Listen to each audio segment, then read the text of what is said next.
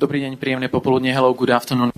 Press conference after informal meeting of the EU defense ministers, chaired by High Representative Josep Borrell and hosted by the Czech Minister of Defense Jana Černochová. Both will inform you about the outcomes of the meetings, and then we will take few questions. I'm afraid we are running very late on time, so there might be only few questions. But first, let's hear what High Representative and Minister Černochová have to say. First, High Representative, you have the floor. Good afternoon. Sorry for being late, but you know the council never finishes on time. And the work has not stopped. It has been a summer break, but I can tell you that the work and the international affairs, and especially in the Eastern Front, the war against Ukraine has not stopped. And today, back to office, the defense ministers, we discussed the developments in our security and defense policy, mainly in light of the Russian aggression against Ukraine. This has to be considered also from the point of view of its impact on global security environment, with different hotspots around the world, mechanism to move forward with joint procurement of our defense capabilities, and finally our concrete and practical support to Ukraine for their soldiers to continue their fight against a Russian invader. The Ukrainian Defense Minister, Mr. Rendikov, joined us by video conference and updated us on the latest development on the ground and on the most urgent needs for the Ukrainian army and priorities. We have to respond to these needs, and we unanimously agreed on this. The European Union stands united in support of Ukraine, and the member states remains ready to continue support as long as needed and as much as needed. But needs do not only concern resupply in terms of military equipment. And on that, during the summer, the figures that we have and our military staff has provided to us show that it has been continuing flow of military support. I read some news about a decrease on that. Nothing at all. The figures show that during the summer, the continued support and the flow of military equipment to Ukraine has continued and even increased. But they need also to regenerate their forces. It's not just warfare. It's also about how the war is conducted, the training of the soldiers, the training of the military structure. And there are many training initiatives on the way, but the needs are enormous, and we need to ensure the coherence of these efforts. And I can say that all member states agree clearly on that and on launching the work necessary to define the parameters for our EU military assistance mission for Ukraine. I'm not saying that this was decided today. In any case, this is an informal council, and the informal council doesn't take decisions. So it's not a matter of taking a decision, but deciding to do the preparatory work, which includes certainly the contacts with the Ukrainians on one side, and to define the legal and operational parameters in another side in order to define a crisis management concept that could lead to a decision on that. But it's clear that we need to be quick and ambitious, demonstrate added value, flexibility, once again based on the needs of the Ukrainian armed forces. And that's why today the Defense Minister of Ukraine has explaining us a list of activities training activities at different level, at different time horizons, short, medium, and long term, that they need. And some member states remember that even before the war, they were proposing to take this kind of initiative, especially on the high-level military education, and not only the soldiers' training. So we will swiftly take this work forward in close coordination with the member states through our technical bodies, and with Ukraine mainly, and other international partners. We also discussed the global consequences of Russia's invasion, together with the representative of United Nations, NATO, and the European Parliament. Globally, and in particular, our partners in the South, we are feeling the spillover effects of Russia's weaponization of food supplies, of grain exports, as well as energy supplies. And we are facing, not only us, the whole world is facing significant financial burdens resulting from the spiraling inflation and debt. That's why we are so glad to see that the Black Sea grain agreement worked so far. Congratulations again to the United Nations, and thanks to Turkey. The first shipment has arrived in Djibouti today. The Corn of Africa needs desperately grain from Ukraine. Millions of people are in a dire situation because this grain has been blocked until now. And we have to continue monitoring closely the implementation of this very much important agreement. On this crucial issue, we have been working closely with the United Nations, who has been playing an absolutely key diplomatic role in facilitating talks. NATO is also part of the discussion. Our political unity is rock solid, and our efforts are closely coordinated and mutually complementary. Since the first day of the Russian invasion, the European Union and NATO have been standing and working together in support of Ukraine, and the transatlantic link has shown to be more stronger than ever. Once again, multilateralism and transatlantic unity are our greater asset to respond to the challenges posed by the Russian aggression against Ukraine. But the security challenges are not just about Ukraine. It's not just about the war that Putin launched against the sovereignty and territorial integrity of Ukraine. There are other scenarios. We have already talked about Mali and Central African Republic, where Russia is increasing its negative influence through the Wagner Group that has led to human rights abuses, plundering of resources, and further insecurity. Russian mercenaries are posing a direct threat to the people in these two countries.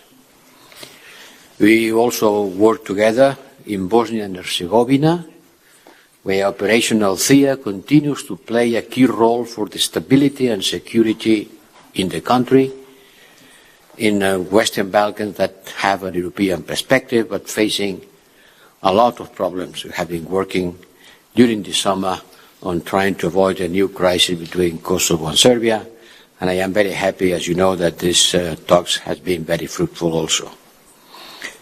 The role of Operation Althea has becoming more and more important in view of the ongoing political crisis in Bosnia and Herzegovina, and the regional tensions are being fueled by foreign interference. Our commitment with Bosnia and Herzegovina will continue. And finally, if I can say finally, because this kind of discussion never finish, we held an interesting exchange of view on how to boost our defense industrial capacities. You cannot talk about defense without talking about defense industry, and how to address capabilities and leveraging our economies of scale. And based on the proposal that I, together with President von der Leyen, presented to the European Council, the European leaders call to make progress on fostering joint procurement and helping the European defence industry to ramp up the production capacities. It's going to be an increase on defence expenditure. It's going to be an increase on demand to the defence industry. The defence industry has to ramp up their capacities in order to provide what the European armies will ask for. We are working on that with Commissioner Breton, who was present during our meeting. For that, we have set up a task force to support member states and coordinate their very short-term needs in order to refill their stocks of arms. As you know, the Commission will provide from the European budget 500 million for the next 2 years in order to incentivize the joint procurement of the European armies. Thank you to the Czech presidency to continue to support us in our efforts to get a swift and ambitious agreement in the Council about how to use these resources, and after with the European Parliament. I know it's not an easy task. It will require time and efforts to start delivering concrete results. But I think all ministers were very much aware that we are taking concrete and historical actions to ensure that the increases in defence spending will result also in increases in a more efficient spending. It's not only about spending more, but spending better. And in order to spend better, the best way is to spend more together. This means collaborative spending, and that's why we started with this system of joint procurement. Minister, thank you very much for your hospitality, and thank you to all of you for your attention. Krásné odpoledne. Good afternoon. I'm very happy that we can host this informal meeting of the defence ministers of the European Union. It's the first meeting since the Czech Republic took over the presidency of the Council of the European Union. We're living through turbulent times. We face many security threats. The High Representative has given the gist. We've agreed on the outline mentioned by Mr. Borrell. He mentioned Africa as well. This is a source of concern to ministers of defence. There are various missions which we support. So this subject was mentioned quite often today. We're aware of the fact that the war in Ukraine has global repercussions. Putin's soldiers in the Wagner group are active and have been active for a long time in the Sahel. We do need to remain active in this area. We should not take flight. We should, on the contrary, we should try to stabilize the situation. Russian barbarism in Ukraine was a further important subject. We're prepared to withstand all the challenges which we face, to discuss matters in the Czech government, in the parliament. We are willing to provide further training to Ukrainian soldiers and offer help with equipment. We shall remain at Ukraine's side. We want to take the lead in providing this help, not just material help, but a further point is that 400,000 Ukrainians have taken refuge in the Czech Republic. as a minister of the Czech government, I am glad to be able to represent a country which has behaved as a democratic country should behave. I'm afraid only, so first Czech television, please. Dobrý den, Lukáš Maté, Česká televize. Czech television. About supplies for Ukraine. We heard that the countries which have helped Ukraine most of all are beginning to have problems. They're struggling to continue guaranteeing their own security if they continue to help Ukraine in this way. So what about other member states? Now, the Czech Republic and Slovakia have provided plenty of weapons, for example. Was this a subject which came up in today's meeting? So, was there any discussion of what other countries could do? Poprosím možná o krátké vyjádření obou. A brief reply from both, if possible. May I start? Well, of course, we're glad that we can receive more modern weapons from our Western allies than we have ourselves. At the same time, I'd like to assure Czech citizens that we have been very generous towards Ukraine, but we haven't undermined our own defences in so doing. We shall continue along these lines. I'd like to thank the German government, which confirmed some Leopard tanks, the grant of some Leopard tanks. We are very happy about this, and there's the Danish conference, the conference organized by Denmark. This is dealing with this subject, but also the question of repairs and production capacity.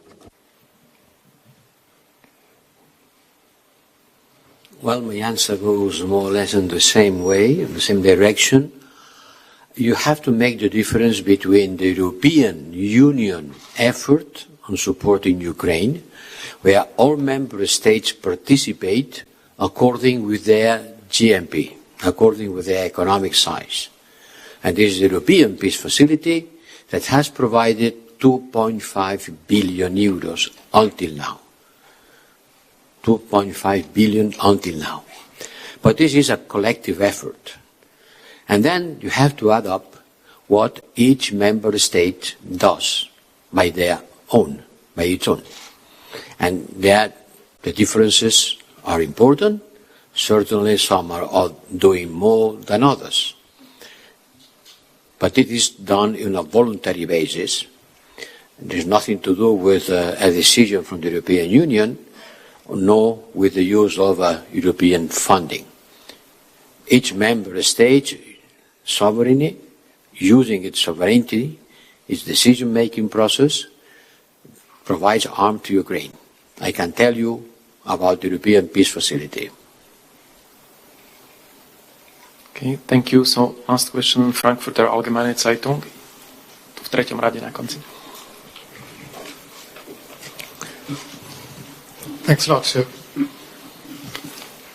Thanks a lot. Thomas Kutschka, Frankfurter Allgemeine Zeitung. High Representative, two questions to you. The first one regarding this military assistance mission. Could you please make the point, what exactly would be the added value of an EU-led mission as opposed to the existing ones by different member states that are already working together with Ukrainian soldiers, training them? And the second question, you just mentioned the EPF, the European Peace Facility. At the current speed of spending or pledging in support of Ukraine, it will be empty by next spring. So what should happen afterwards? What is your suggestion to member states? Thanks. We'll have to take a decision before next spring. Let's take care of the everyday problem. Today the problem was not the future of the European Peace Facility. The European Facility has a budget of 5.7 billion. So we are far from exhausting it. This is about the European Peace Facility. About the content of the mission, it's clear that some training activities that are being done by some member states are well done at the level of member states. For example, if France provides a certain type of guns, they provide training, and they better than anyone else can provide this training because that's their guns, no? But there are several processes in order to make an army work which are related with the whole functioning of a complex body like an army.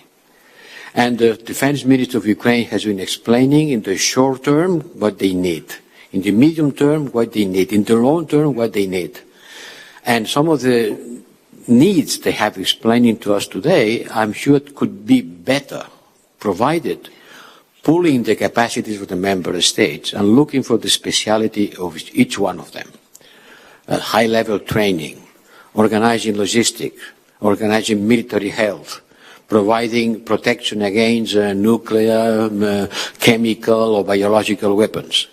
Well, that cannot be solved overnight, but we have to put the basis of an army who has to fight and will have to fight for quite a long time. And this is something that I am convinced, and I think most of the member states agreed, that can be done better using our resources and pooling our capacities. And that's what we are going to study together with the Ukrainians and the member states in order to identify the concrete parameters that can be part of this mission. Thank you very much. High Representative is going to chair the informal meeting of foreign ministers now in a few minutes, so we have to run, but there will be more press opportunities at the doorstep in 2 minutes, and then the press conference after Gimnich tomorrow. Thank you very much for your patience. Thank you for coming. Ďakujeme pekne. Pekný zvyšok dňa. Bye-bye. Thank you.